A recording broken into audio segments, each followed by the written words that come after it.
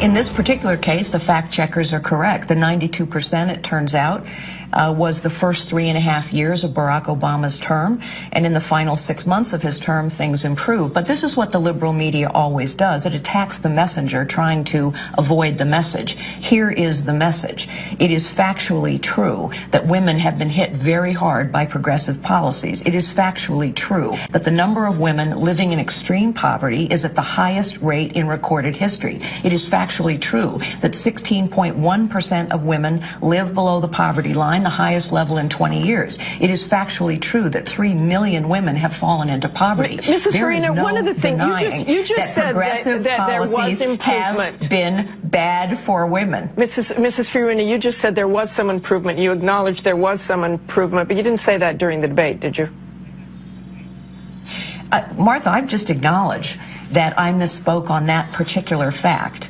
That 3.5 years, 92% represented the progress in 3.5 years, and that in the last 6 months of Barack Obama's first term, things got better for women. Look, we all make mistakes, and there is a Grand Canyon-esque size difference between lying and what we've all come to know as misspeak. Those moments where we're all guilty of our mouth being several seconds ahead of our brain and spitting something out that we know is not the case, but it sounded right, so let's go with it anyway.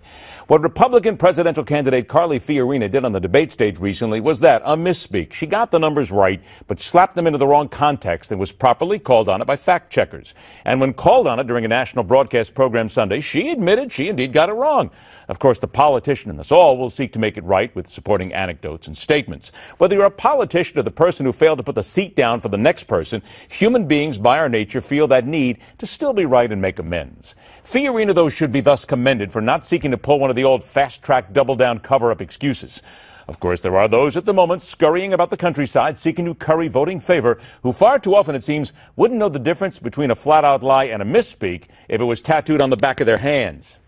There was supposed to be some kind of a greeting ceremony at the airport, but instead we just ran with our heads down to get into the vehicles to get to our base.